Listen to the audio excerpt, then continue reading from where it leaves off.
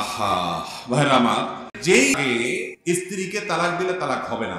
2 ঘন্টার চুক্তিতে বিয়ে করেন মাদ্রাসার মুহতামিম ইসমত আলী আশিকি। বিয়ের কিছুক্ষণ পর মসজিদের ভেতরে সিঁড়ির উপরে ওই নারীর সঙ্গে সহবাস করেন ইসমত আলী, যার পাহারাদার হিসেবে ছিলেন ওই মসজিদের ইমাম কফিল উদ্দিন। পরে বিয়ের 1 ঘন্টার মধ্যেই সহবাসের পর তালাকও প্রদান করেন ইসমত আলী। পবিত্র স্থানে এমন ঘটনার বিষয়টি জানাজানি হলে এলাকায় চাঞ্চল্যের সৃষ্টি হয়।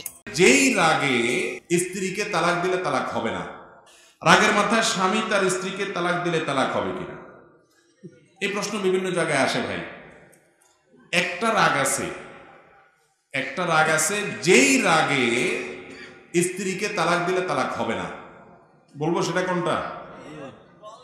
বলেন, তালাক দেওয়ার জন্য প্রস্তুত নাকি ভাই?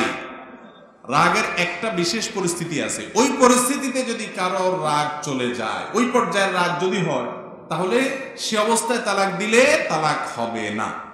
সেটা হলো এমন রাগ যে রাগের চোটে আপনার মিটার এরকম হাই হয়ে গেছে যে আপনি নিজে অটো ডাইরেক্ট হয়ে গেছেন, কি বলছেন নিজে কিচ্ছু জানেন না। রাগের চোটে আপনি প্রায় পাগল হয়ে গেছেন। এই টাইপের কিছু লোক আছে, রাগ হয়ে গেলে এরকম ভয়ঙ্কর পর্যায়ে চলে যায়। যদি এরকম কোন রাগ হয় যে রাগের কারণে আপনার মুখ দিয়ে কি বাইরে হয়েছে আপনি নিজেও জানেন না, আশপাশের লোকজন বলতেছে হ্যাঁ হ্যাঁ তুমি তো বউরে তালাক দিয়েছো, আপনি বলছেন কই আমি কি বলছি আমি তো জানি না। রাগের চোটে যদি এই লেভেলে চলে যায় কেউ, যে পাগল হয়ে গেছে, সে মাথা খারাপ হয়ে গেছে এবং কি বলছে সে নিজে জানে না, এই রকম রাগ যদি হয়, সেই রাগে তালাক দিলে তালাক হবে। এছাড়া আপনি রাগের চোটে তালাক দিয়েছেন কিন্তু কি বলছেন আপনি ঠিকই জানেন নিজেরটা নিজে, এরপর এসে বলতেছেন না রাগের মাথায় তালাক দিছি, এই তালাক অবশ্যই হবে, এই তালাক অবশ্যই হবে। আমাদের দেশে আজকাল এইসব মাসআলা হুজুররা দেওয়া লাগে না, প্রশাসন লোকরা দিয়ে দেয়, বলে রাগের মাথায় তালাক দিলে তালাক হইবে না। তালাক কি মানুষ পীড়িত করতে করতে দেয় নাকি? তালাক দেয় তো রাগের মাথায়। আর রাগের মাথায় যদি তালাক না হয় তাহলে দুনিয়াতে কোনো তালাকই আর হবে না। ঠিক না ভাই? ঠিক। অতএব এটা ফালতু কথা। সারা বিশ্বের সমস্ত ওলামা ইকরাম একমত যে রাগের মাথায় তালাক দিলে তালাক হয়ে যাবে। হ্যাঁ, যদি রাগটা এই লেভেলের হয় যে রাগের কারণে আপনি পাগল হয়ে গেছেন, মাথা নষ্ট হয়ে গেছে, তাহলে তো আপনি অসুস্থ, তাহলে সেক্ষেত্রে ভিন্ন কথা। আমাদের যুবকরা আপনাকে টের পাইয়ে দিবে, জানবেন না মানে না জানা উপায় নাই, জানতে হবে আপনাকে। আহা ভাইরা আমার, নবী করিম সাল্লাল্লাহু আলাইহি ওয়াসাল্লাম বলেছেন লা তাত্তাবিউন্না সুনানা মান ক্বাবলাকুম। কি ভাই এখানে তো আওয়াজ কেন ভাই? এত আওয়াজ করলে তো হবে না, এখানে কিছু করেন না মেহরবানি করে। নবী করিম সাল্লাল্লাহু আলাইহি ওয়াসাল্লাম বলেছেন লা তাত্তাবিউন্না সুনানা মান ক্বাবলাকুম শিবরান বিশিবরিন ওয়া দিরাআন বিদিরা।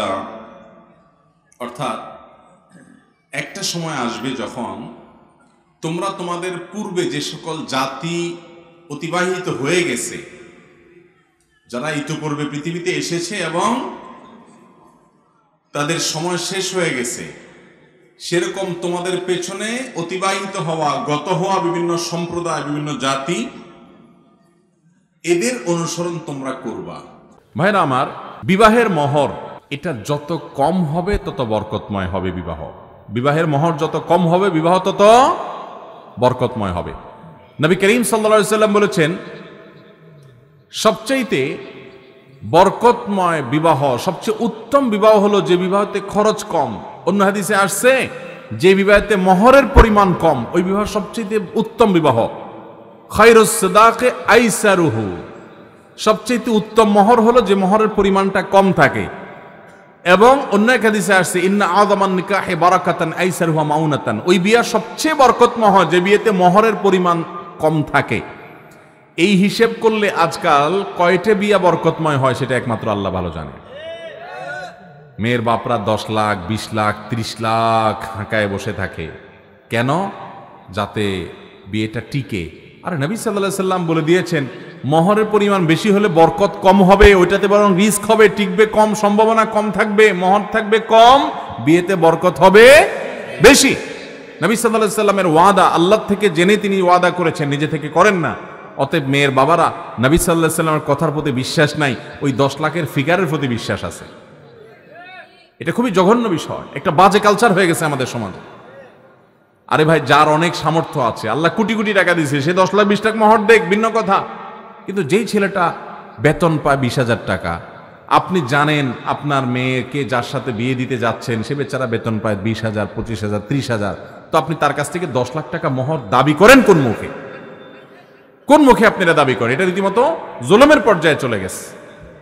এই জন্য আমি প্রায় বলি, আমাদের বাপ চাচাদের বয়সী যারা মুরব্বীরা যারা আছেন, এই যে ডানে বামে সামনে যেসব মুরব্বীরা আছেন, খবর নিয়ে দেখেন 70-80 ঘরে যাদের বয়স, এসব মুরব্বীদের বিয়ের মোহর ছিল 5 টাকা, 60 টাকা, 10 টাকা, 3 টাকা, 1 টাকা, 2 টাকা। সে যুগের 1 টাকা, 2 টাকা, 10 টাকা এই যুগের তুলনায় অনেক বেশি ছিল, তাই বলে 10 লাখ টাকার বেশ কম ছিল না।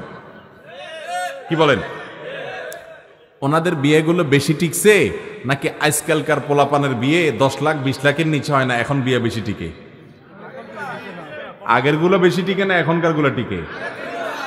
আগের গুলা সব মেড ইন জাপান, ভালোবাসা এত লাগা লাগছে, বিয়ে হয়েছে তো হয়েছে, শত শত বিয়ের ভিতরে 2-4টা ভাঙতো, আর এখন সব মেড ইন চায়না হয়ে গেছে। বিয়ে করে ঢোল তবলা পিটায়া হালাল হারাম বাজ বিচার নাই, বিশাল ফুর্তি করে আনন্দ করে বিয়ে করে মাত্র নিয়ে গেছে, কয়দিন পরে দেখা যায় ঠুস করে ভেঙে গেছে। ভাইরা আমার, মোহরের পরিমাণ বাড়ছে কিন্তু বিয়ের গুলোর লংজিভিটি, লাস্টিং করা, এটার পরিমাণ বাড়ে নাই, টেকসই শেষ হয়ে গেছে। কারণ সুন্নার বাইরে কল্যাণ থাকতে পারে। মেয়ের বাবারা মোহরের পরিমাণ কমাবেন তো? আমরা যৌতুকের বিরুদ্ধে কথা বলি, সংগ্রাম করি, যুদ্ধ করি, ভালো কথা, সেটা চালিয়ে যেতে হবে। সচেতনতা অনেকটা বৃদ্ধি হয়েছে, মানুষ এখন অনেক সতর্ক আলহামদুলিল্লাহ। কিন্তু মেয়ের বাবারা আপনাদেরও তো দায়িত্ব আছে। আপনারা এতগুলো মোহর চায় বসে থাকবেন, বিয়েকে কঠিন করে দিবেন। একটা ছেলে চাইলে জেনা করতে পারে কিন্তু বিয়ে করতে পারে না, এটা কোন সমাজ? বিয়েকে সহজ করেন। টাকা 10 লাখ 20 লাখের দিকে নজর দিয়েন না, নজর দেন ছেলেটার দিকে। বিশ্বাস করেন মেয়েটা সুখী থাকবে যদি ছেলেটাকে আপনি নেককার, মুত্তাকি, পরহেজগার, দিনদার, আল্লাহ ভীরু, ইমানদার, আল্লাহকে ভয় পায় এরকম একটা ছেলে যদি কর্মঠ দেখে আপনি বাছাই করে নিতে পারেন, আপনার ফ্যামিলির সাথে মোটামুটি ম্যাচ করে, ইনশাআল্লাহ আপনার মেয়ে অনেক সুখে থাকবে ওই পয়সার বস্তার চাইতে। যেই রাগে স্ত্রীকে তালাক দিলে তালাক হবে না, রাগের মাথায় স্বামী তার স্ত্রীকে তালাক দিলে তালাক হবে কিনা, এই প্রশ্ন বিভিন্ন জায়গায় আসে ভাই। একটা রাগ আছে যেই রাগে স্ত্রীকে তালাক দিলে তালাক হবে না। বলবো সেটা কোনটা? বলেন, তালাক দেওয়ার জন্য প্রস্তুত নাকি ভাই? রাগের একটা বিশেষ পরিস্থিতি আছে, ওই পরিস্থিতিতে যদি কারো রাগ চলে যায়, ওই পর্যায়ের রাগ যদি হয়, তাহলে সে অবস্থায় তালাক দিলে তালাক হবে না। সেটা হলো এমন রাগ যে রাগের চোটে আপনার মিটার এরকম হাই হয়ে গেছে যে আপনি নিজে অটো ডাইরেক্ট হয়ে গেছেন, কি বলছেন নিজে কিচ্ছু জানেন না। রাগের চোটে আপনি প্রায় পাগল হয়ে গেছেন। এই টাইপের কিছু লোক আছে, রাগ হয়ে গেলে এরকম ভয়ঙ্কর পর্যায়ে চলে যায়। যদি এরকম কোন রাগ হয় যে রাগের কারণে আপনার মুখ দিয়ে কি বাইরে হয়েছে আপনি নিজেও জানেন না, আশপাশের লোকজন বলতেছে হ্যাঁ হ্যাঁ তুমি তো বউরে তালাক দিয়েছো, আপনি বলছেন কই আমি কি বলছি আমি তো জানি না। রাগের চোটে যদি এই লেভেলে চলে যায় কেউ, যে পাগল হয়ে গেছে, সে মাথা খারাপ হয়ে গেছে এবং কি বলছে সে নিজে জানে না, এই রকম রাগ যদি হয়, সেই রাগে তালাক দিলে তালাক হবে। এছাড়া আপনি রাগের চোটে তালাক দিয়েছেন কিন্তু কি বলছেন আপনি ঠিকই জানেন নিজেরটা নিজে, এরপর এসে বলতেছেন না রাগের মাথায় তালাক দিছি, এই তালাক অবশ্যই হবে, এই তালাক অবশ্যই হবে। আমাদের দেশে আজকাল এইসব মাসআলা হুজুররা দেওয়া লাগে না, প্রশাসন লোকরা দিয়ে দেয়, বলে রাগের মাথায় তালাক দিলে তালাক হইবে না। তালাক কি মানুষ পীড়িত করতে করতে দেয় নাকি? তালাক দেয় তো রাগের মাথায়। আর রাগের মাথায় যদি তালাক না হয় তাহলে দুনিয়াতে কোনো তালাকই আর হবে না, ঠিক না? ঠিক। অতএব এটা ফালতু কথা। সারা বিশ্বের সমস্ত ওলামা একরাম একমত যে রাগের মাথায় তালাক দিলে তালাক হয়ে যাবে। হ্যাঁ, যদি রাগটা এই লেভেলের হয় যে রাগের কারণে আপনি পাগল হয়ে গেছেন, মাথা নষ্ট হয়ে গেছে, তাহলে তো আপনি অসুস্থ, তাহলে সেক্ষেত্রে ভিন্ন কথা। আমাদের যুবকরা আপনাকে টের পাইয়ে দিবে, জানবেন না মানে না জানা উপায় নাই, জানতে হবে আপনাকে। আহা ভাইরা আমার, নবী করিম সাল্লাল্লাহু আলাইহি ওয়াসাল্লাম বলেছেন লাতাত্তাবিউন্না সুনানা মান ক্বাবলাকুম। কি ভাই এখানে তো আওয়াজ কেন ভাই? এত আওয়াজ করলে তো হবে না, এখানে হইচই করেন না মেহরবানি করে।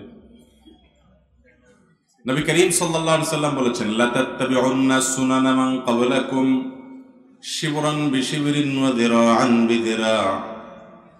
অর্থাৎ একটা সময় আসবে যখন তোমরা তোমাদের পূর্বে যে সকল জাতি অতিবাহিত হয়ে গেছে, যারা ইতিপূর্বে পৃথিবীতে এসেছে এবং তাদের সময় শেষ হয়ে গেছে, সেরকম তোমাদের পেছনে অতিবাহিত হওয়া, গত হওয়া বিভিন্ন সম্প্রদায়, বিভিন্ন জাতি, এদের অনুসরণ তোমরা করবা।